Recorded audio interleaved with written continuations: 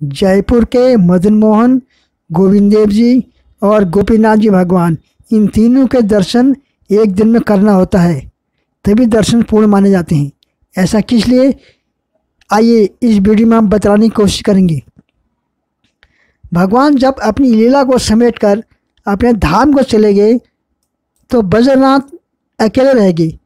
उन्होंने भगवान के विग्रह बनाने के लिए विश्वकर्मा का आह्वान किया कि वृंदावन की जो भी लीला स्थल थी, भगवान बद्रीनाथ उनको प्रकट करना चाह रहे थे ताकि उनकी लीला कथा परंपरा आगे चलती रहे।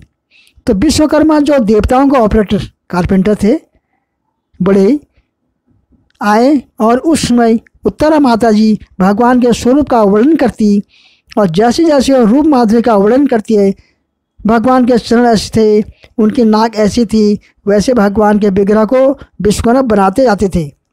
जब पहला विग्रह बना मदन मोहन का बनाया गया तो उत्तरा माता जी ने कहा कि इसमें केवल चरण ही भगवान से मैच कर रहे हैं, बाकी सारा परिवर्तन है। दूसरा विग्रह बनाया, उसमें भगवान के वक्षस्थल यानी मुखारबिंद से नीचे का हिस्सा वक्षस्थल बिल्कुल भगवान जैसे थे, बाकी कोई अंग मैच नहीं करता था, सारा परिवर्तन। फिर तीसरा विग्रह बनाया, उत्तरा माता जी बताती गई, विश्वकर्मा जी बनाते जाते थे। जैसे ही विग्रह गोविंद देव जी का बना और जैसे ही माता उत्तरा ने विग्रह का चेहरा देखा तो उन्होंने घूंघट कर लिया, क्योंकि कृष्ण तो ससुर से भी बड़े हैं। उत्तरा माता को लगे कि वो साक्षात कृष्ण हैं। तीसरे विग्रह में भगवान का मुखार बिंदु और विग्रह का मुखार बिंदु एकदम सेम, बाकी सब परिवर्तन। इसलिए तीन विग्रह का एक ही दिन में दर्शन करना होता है। सूर्योदय से लेकर सूर्यास्त तक जयपुर के मदन मोहन जो करौली में है उनके चरण, और जयपुर के गोविंद देव के वक्षस्थल, और तीसरा गोपीनाथ जी के मुखार बिंदु के दर्शन एक दिन में करना होता है। अब इन तीन विग्रहों की सेवा होने लगी है। जब चैतन्य महाप्रभु आए तो उस समय वृंदावन में अद्वैत आचार्य इनकी सेवा करते थे, और बाद में परशुराम चौबे ब्राह्मण इनकी सेवा करते थे। उनके घर में उनका पुत्र था मदन मोहन, उसका नाम था। एक उनकी पत्नी उनका बेटा था।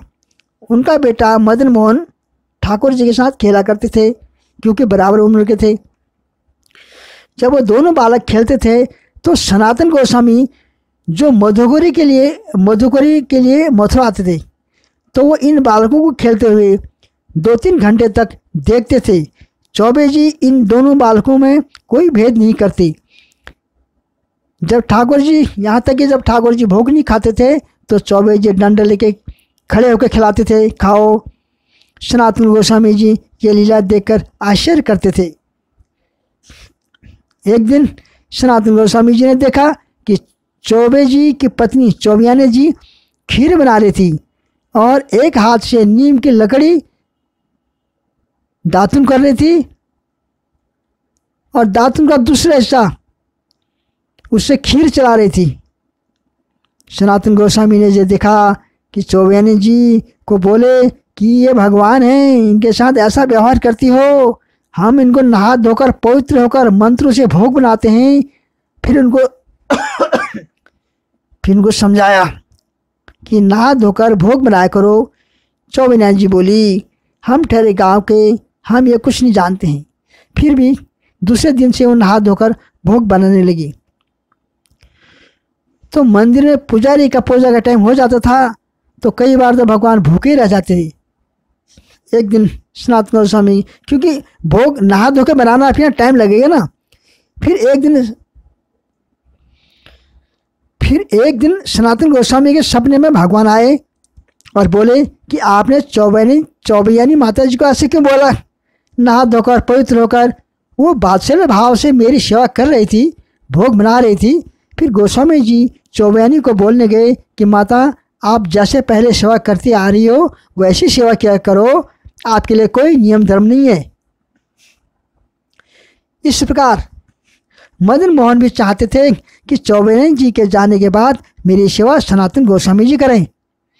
सनातन स्वामी को सपने में आया कि तुम चौबेन जी मैया से मदन मोहन के विग्रह ले आओ, दोनों जो सपने हो रहे इनको, और तुम सेवा करो। उधर चौबेन जी मैया को भी भगवान ने सपने में बोले कि अब तुम्हारा टाइम आ गया है, शरीर थक गया है, अब जाने का, इसलिए जो बाबा आते हैं ना ये विग्रह उनको दे देना। बाबा कौन है? सनातन गोस्वामी। वे सेवा करेंगे। और इस प्रकार वो वृंदावन में अपनी कुटिया में लाए और सेवा करने लगे। सामने जमुना जी बह रही थी।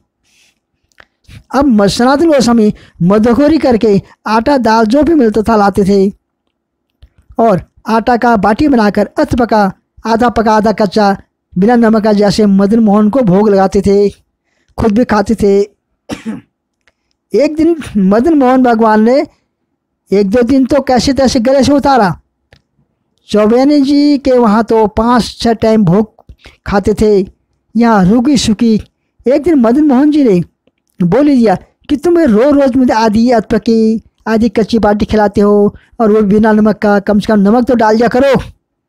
सनातन गोस्वामी बोले आज आप नमक लाओ बोल रहे हैं, कल को चीनी, परसों को दही घी दूध मैं कहाँ से लाऊं? मैं ठहरा बाबा आदमी ठहरा, मैं अपनी व्यवस्था खुद कर लो।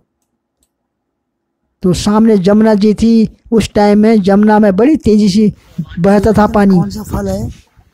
उसमें बड़े बड़े जहाज चलते थे। बड़े एक दिन एक व्यापारी का जहाज जमुना जी के रेत में फंस गया। इसमें इत्र काजू मेवा आदि सामान और व्यापारी का था, आगरा में बेचने जा रहा था। उन्होंने काफ़ी कोशिश की कि नाव नहीं निकली।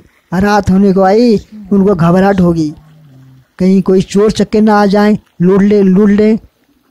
लूटने के लिए।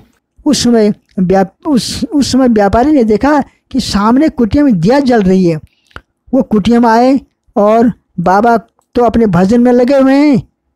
कहा बाबा मेरा नाव फंस गई है, कुछ मदद करो। बाबा बोले मैं क्या मदद कर सकता हूँ, आप ये मदन मोहन को बोलो, ये मदद करेंगे।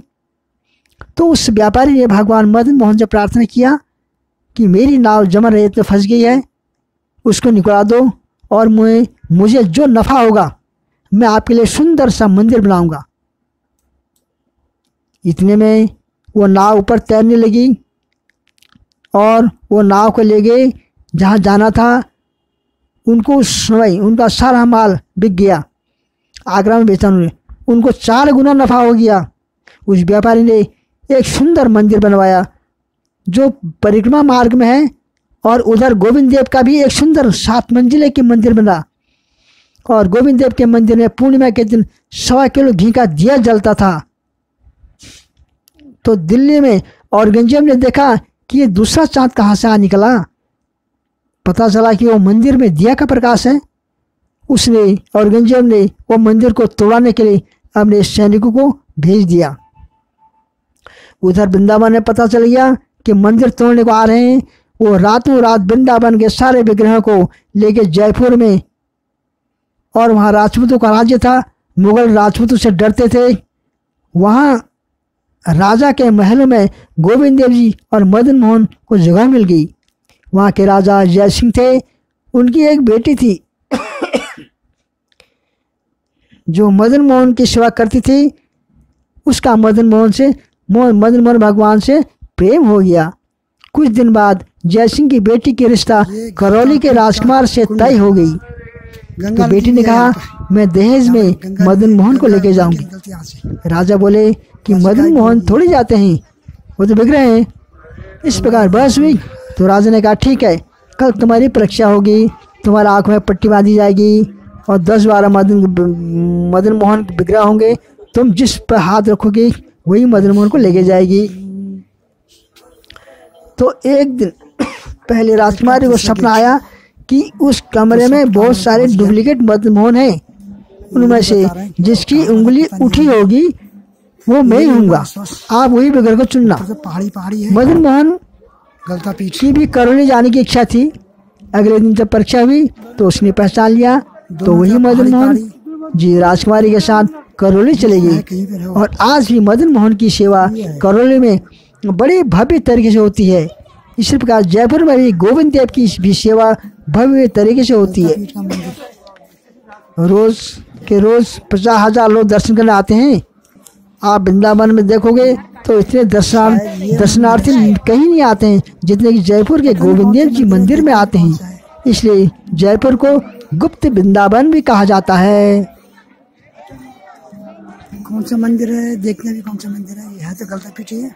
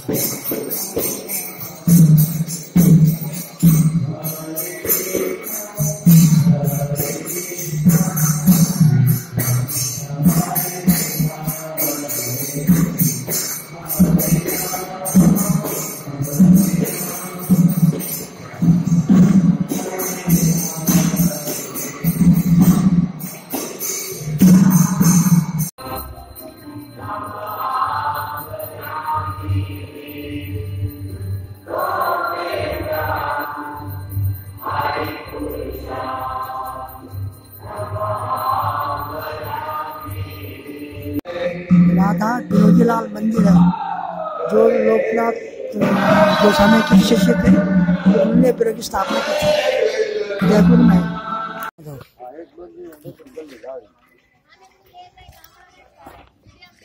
બધા ખોટી થઈ ગઈ આની વાત છે ઈ જ વાંધો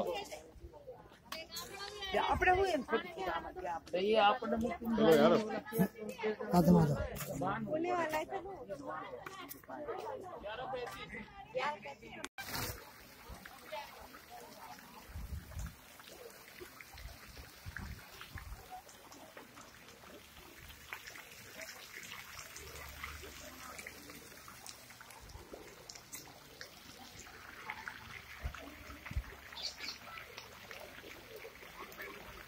कनक वृंदावन।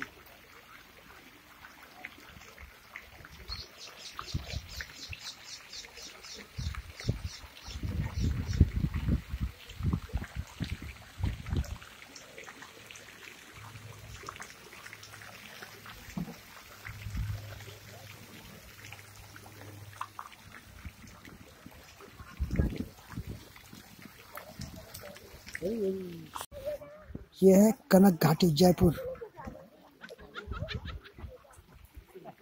यहाँ पर साहिवाद इस्कॉन से भक्त आए हुए हैं और यहाँ पर अभी कथा होगी वट वृक्ष के नीचे।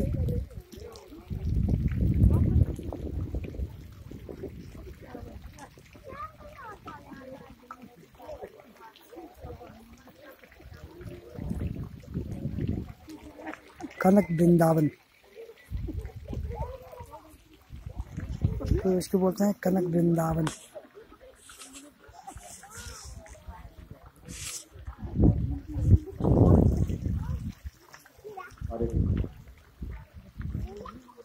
यहाँ पर फोटो भी खींचते हैं ड्रेस पहन के।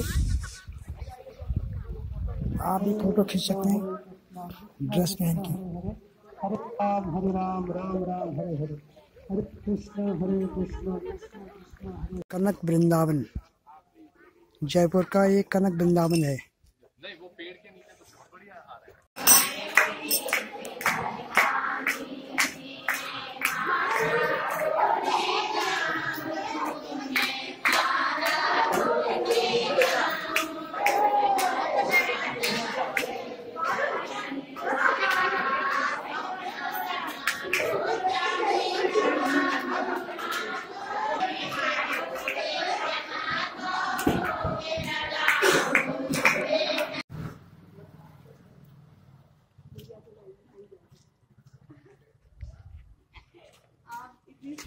सुंदर सी गुड़िया मुझे कह रहे हो हाँ ये बोल ये पनिया बोल रही है गुड़िया को नहीं पोती पोते हो जाते हैं गुड़िया करने लगी अपना कोई गुड़िया कहलाता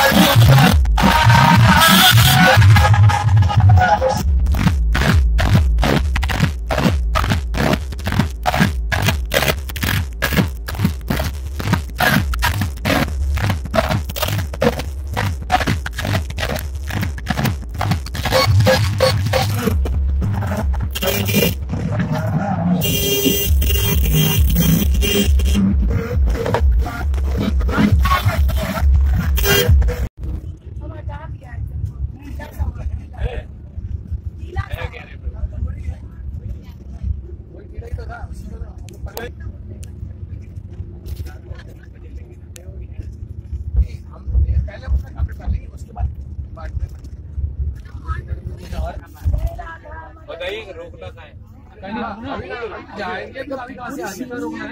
नहीं मैं कह रहा हूँ बता देंगे रोकना है। नहीं अपन वहाँ करौली अजय पे होटल है ना वहीं करौली अजय होटल में उतर जाएंगे।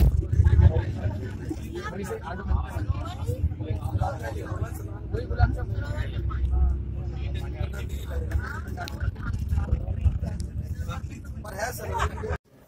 राधा दामोदर मंदिर का बाहरी व्यू ऐसा लग रहा है जैसे चाइना व्यू, चाइना की दीवार।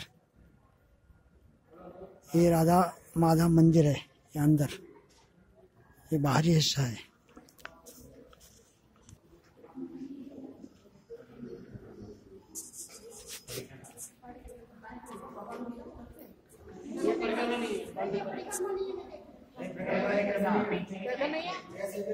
करके तो आए अभी हम करके आए हैं।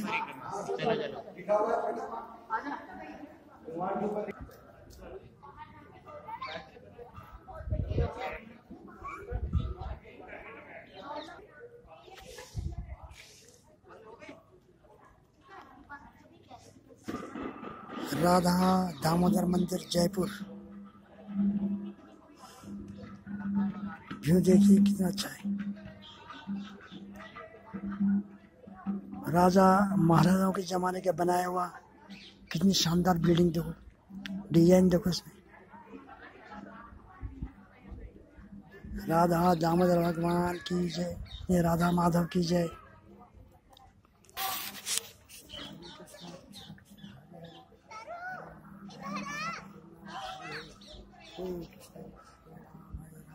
नम हरे।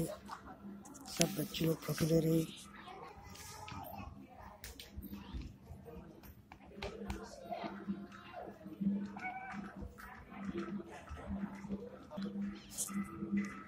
भक्त लोग तो परिक्रमा कर रहे हैं। ये देखो, ये शाहीबाद के भक्त हैं, ये परिक्रमा कर रहे हैं।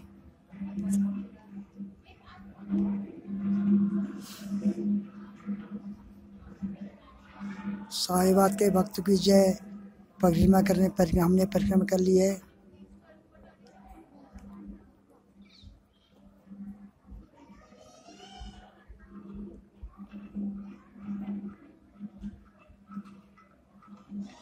हरि बोल।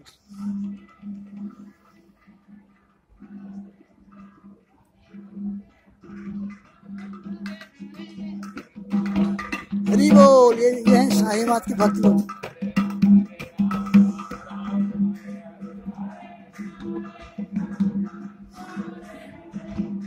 ये जयपुर का राधा दामोदर मंदिर का बाहरी हिस्सा है, कितना शानदार है। जयपुर राधा माधव मंदिर।